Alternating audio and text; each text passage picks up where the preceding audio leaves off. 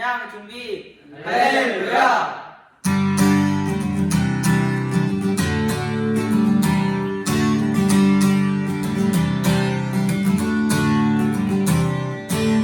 주의 이름 높이며 주를 찬양하나이다. 나를 구하러 오신 주를 신뢰하나이다. 나의 영광 버리고 이 땅 위에 십자가를 지시고 세상을 내 무덤에서 일어나 하늘로 올리셨네. 주의 이름 높이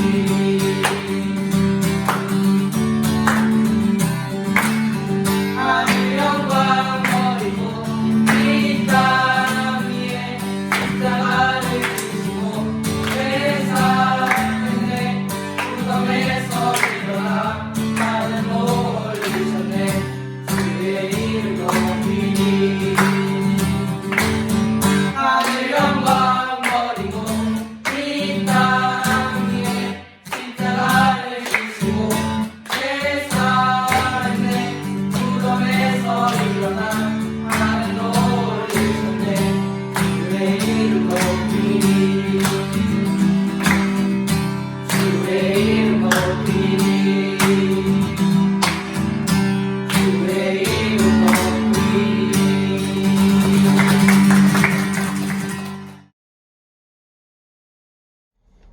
다 같이 기도하시겠습니다. 우리를 구원해 주시려고 독생자 예수 그리스도를 이 땅에 보내주시고 십자가에 못 박으시고 사망 권세를 이기시고 죽음에서 부활하게 하신 하나님께 감사와 영광과 찬양을 올려드립니다. 나는 부활이요 생명이니 나로 말만치 않고는 아버지께로 올 자가 없느니라 하셨습니다. 코로나 바이러스로 고통받는 이때에 영육간의 강건함을 주시어 우리가 늘 피곤치 않고 항상 깨어 기도하는 빛과 소금 교회 중고등부가 되게 하여 주시옵소서. 하나님 아버지, 이 시간 우리가 드리는 영상 예배가 신령과 진정으로 드려지는 살아있는 예배가 되어 하나님께만 영광을 돌리게 하여 주시옵소서. 말씀을 전해주시는 고성주 전도사님에게 성령의 충만함을 주셔서 살아있는 능력의 말씀으로 우리가 큰 은혜 받는 시간이 되게 하여 주시옵소서. 이 모든 말씀 우리를 위하여 십자가에 죽으시고 부활하신 예수님의 이름으로 기도합니다. 아멘.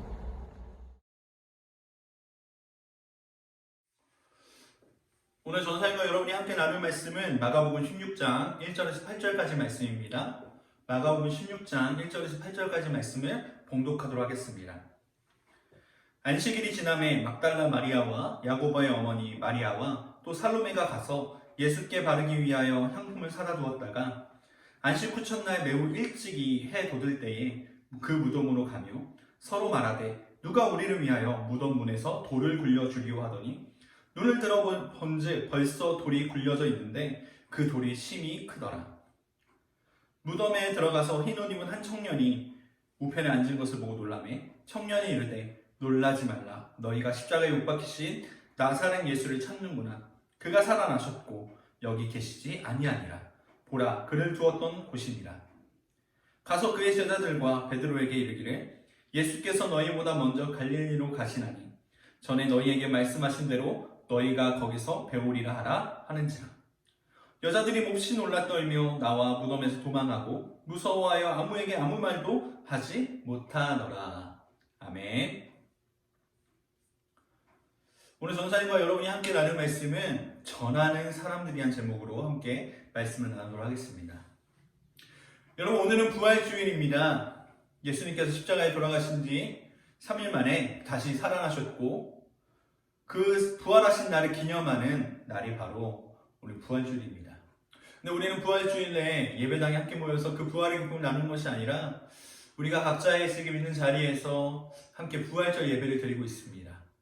여러분, 그렇지만 우리가 예배하고 있는 모든 자리에서 예수님의 부활의 기쁨을 충만하게 누리는 저와 여러분들에게 간절히 소원합니다. 여러분에게 이 부활절은 어떤 의미가 있나요? 뭐 우리가 계란을 함께 나누면서 또 계란을 사람들에게 나눠주면서 예수님이 부활하셨어요 하고 알리기도 하는 날이기도 하지만 또 어떤 친구들에게는 이 부활절이 계란 먹는 날로 기억될지도 모르겠습니다. 여러분 2000년 전 부활을 처음 목격했던 여인들의 이야기가 오늘 본문의 말씀입니다. 이 여인들의 이야기를 함께 나누면서 오늘 부활절을 맞는 우리가 어떤 모습으로 주님 앞에 나아가야 되는지 또 우리 모습이 어떻게 우리는 또 어떤 삶을 살아가야 되는지 함께 말씀을 통해 나누고자 합니다. 여러분 오늘 본문에는 예수님의 부활을 처음 목격한 여인들의 이야기가 기록되어 있습니다. 예수님께서 돌아가신 지 3일째 되는 날 이 여인들은 예수님의 몸에 향유를 바르기 위해 향품을 바르기 위해 예수님의 십체, 예수님의 무덤에 찾아갔습니다. 그런데 그곳에 예수님은 계시지 않고 그 자리에 천사가 앉아 있었습니다. 6절 말씀 함께 보겠습니다. 청년이 이르되 놀라지 말라 너희가 십자가에 못 박히신 나사렛 예수를 찾는구나.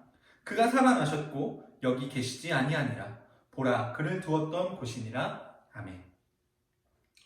여러분 이 여인들은 예수님이 십자가에 못 박혔던 그 장소를 함께 있었던 그 현장에 함께 있었던 사람들이었습니다. 그리고 예수님이 숨을 거두시는 장면 또한 똑똑히 목격했던 여인들이었습니다. 그런데 천사가 전한 소식은 이 여인들이 듣기에는 너무나 충격적인 소식이었습니다. 예수님이 다시 살아나셨다는 소식이죠. 정말로 깜짝 놀랄 만한 소식이지 않겠습니까? 그 여인들이 눈으로 보고 예수님이 숨을 거두신 것까지 눈을 봤던 여인들에게 예수님이 부활하셨다라는 이 소식은 정말 놀라지 않을 수 없었습니다. 그토록 사랑하는 예수님이 다시 살아나셨다니, 그 예수님을 다시 볼 수 있다니 너무나도 기쁜 일이었을 것입니다. 만약 여러분에게 엄청 기쁜 일이 생겼다면, 어떤 기쁜 소식을 들었다면 여러분 어떻게 하시겠습니까? 누구도 상상하지 못했던 일, 있을 수 없는 일이 벌어졌다면 여러분 어떻게 그 기쁨을 표현하시겠습니까?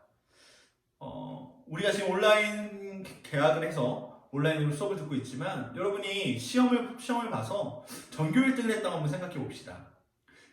정말 그런 일은 일어나기 힘들겠지만 여러분 마치 여러분의 성적으로는 감히 어림도 없지만 저희 사람도 마찬가지고요. 여러분이 전교 1등 했다면 어떤 일이 벌어졌어요? 어떻게 하시겠습니까? 그런 일이 벌어졌다면 어떻게 하시겠습니까? 여기저기 자랑을 하겠죠. 또 혹은 또 BTS에 있는 그 지민이라는 그 친구와 같이 멋진 남자친구가 여러분에게 생긴다면 여러분 어떻게 하시겠습니까? 아마 인스타그램이나 SNS에 사진을 쫙 올리면서 내 남자친구가 이렇게 멋있어, 내 남자친구가 이렇게 대단한 사람이야 라고 자랑하지 않았겠어요? 기쁜 소식은 어떻게든 전하고 싶고 자랑하고 싶은 것이 바로 일반적인 사람들의 반응일 것입니다. 그런데 여러분, 이 기쁜 소식을 듣는 이 여인들의 반응을 한번 보자고요. 이 여인들은 어떻게 반응했을까요? 이 여인들도 기쁘게 반응했을까요? 8절의 말씀 함께 보겠습니다. 여자들이 몹시 놀라 떨며 나와 무덤에서 도망하고 무서워하여 아무에게 아무 말도 하지 못하더라. 예상치 못한 깜짝 소식을 들었습니다. 예수님이 부활하셨다는 놀랍고도 경이로운 일이 벌어졌습니다. 근데 어떻게 해야 될까요? 어떻게 해야 하나요? 가서 전해야 됩니다. 예수님의 부활 사건은 십자가 사건과 함께 복음에 있어서 아주 중요한 사건입니다. 예수님이 우리를 위해 죽으셨을 뿐만 아니라 모든 죄와 사망의 권세를 이기고 다시 살아나셨다는 사실은 우리가 믿는 복음의 기초입니다. 그러므로 이 소식은 널리 퍼뜨려야 하는 소식입니다. 그래서 천사는 여자들에게 빨리 가서 전하라고 명령하였습니다. 그런데 이 여인들은 뭐 하고 있나요? 꿀먹은 벙어리처럼 아무 말도 하지 못하고 있습니다. 복음을 전해야 되는데 그러지 못하고 있습니다. 그렇다면 그것이 끝일까요? 예수님이 부활하셨다는 이 소식은 그대로 묻혀버리고 말았을까요? 아니요, 그렇지 않습니다. 만약 그러했다면 지금 우리도 그 부활의 소식을 듣지 못했겠지요. 실제로 여인들은 후에 가서 사도들에게 예수님이 부활하셨다는 이야기를 전하였다고 합니다.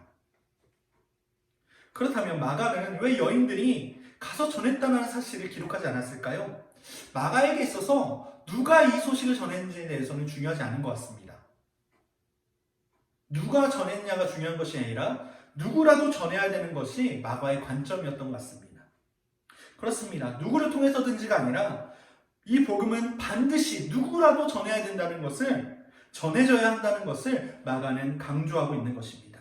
마가복음 16장 15절에 또 이르시되 너희는 온 천하에 다니며 만민에게 복음을 전파하라. 마가는 예수님이 떠나시기 전에 남기신 이 마지막 명령을 기록하고 있습니다. 제자들에게 명하시기를 복음을 전파하라 라고 하셨습니다. 그리고 제자들은 나아가 이 복음을 두루 전파하였습니다. 그리고 이 부활의 소식은 입에서 입으로 전해지고 또 입에서 입으로 전해져 오늘 우리에게까지 오게 된 것입니다. 우리에게까지 전달된 것입니다.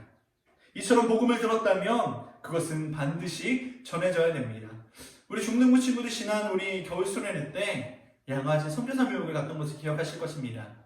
이 조선이란 땅에 복음을 전하기 위해서 목숨을 걸고 이 땅에 와서 복음을 전했던, 죽기를 각오하고 이 땅에 와서 복음을 전했던 수많은 선교사들은 우리를 만나고 왔습니다. 여러분, 그들이 왜 이 복음을 이 조선 땅에 전해야만 했을까요? 누구라도 전해야 되는 것이 바로 복음이기 때문입니다. 그렇습니다. 복음은 반드시 전해져야 됩니다. 2014년 8월 20일 목요일 아침 7시 미국 피스터버그 스타벅스 드라이브스루에 한 손님이 커피 한 잔을 주문하면서 뒤에 손님의 커피값까지 미리 지불하고 떠난 일이 있었습니다. 그 뒤에 손님은 어땠을까요? 자신이 공짜 커피를 마신 후에 그냥 떠났을까요? 아닙니다. 그 다음 사람의 커피값을 또 미리 내고 떠났습니다. 자신이 받은 호의를 거기서 멈추는 것이 아니라 다른 사람에게, 뒤에 오는 사람에게 그대로 전하였다는 것이죠. 그렇게 이어진 그 고리가 어디까지 이어졌을까요? 그날 저녁 6시 378번째 손님까지 이어졌다고 합니다. 그저 한 사람이 베푼 이 작은 마음이 이렇게 큰 파장을 낳을 수 있을지 누가 알았겠습니까? 그 사람이 100번째 아니면 200번째 손님이 누구인지는 알았을까요? 378번째 손님이 누구인지 알았을까요? 아니요, 몰랐을 것입니다. 그런데 그 한 사람의 사랑의 나눔은 흘러 378명의 마음을 훈훈하게 만들었고 미국 전역과 오늘 이 말씀을 듣고 있는 우리에게까지 그 따뜻한 마음이 전해지고 있습니다. 2000년 전 부활절 아침 여인들을 통해서 전해진 기쁜 소식은 지난 세월 동안 누구인지 이름을 다 기록하지 못할 수많은 사람들을 거쳐서 오늘 우리에게까지 흘러왔습니다. 우리 신앙의 선배들이 이 모든 것을 계산하고 전했을까요? 누가 들을지를 알고 전파했을까요? 아니었을 것입니다.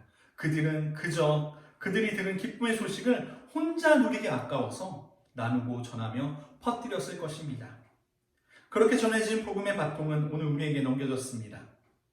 우리가 들은 이 부활의 기쁜 소식, 구원의 복된 소식을 이어가야 될 책임이 저와 여러분에게 주어진 것입니다. 오늘 저와 여러분을 통하여 예수님의 부활과 구원의 복음이 또 다른 누군가에게 널리 전해지기를 축복합니다. 그렇다면 우리는 이 복음을 어떻게 전해야 될까요? 말로만 전하는 것이 아니라 그 부활의 기쁜 소식을 우리 섬김을 통하여서, 우리 헌신을 통하여서, 우리의 믿음의 삶을 통하여서 많은 사람들에게 예수님의 제자임을 또 증거하는 저와 여러분들에게를 간절히 축복합니다. 기도하겠습니다. 사랑해 주님 감사합니다.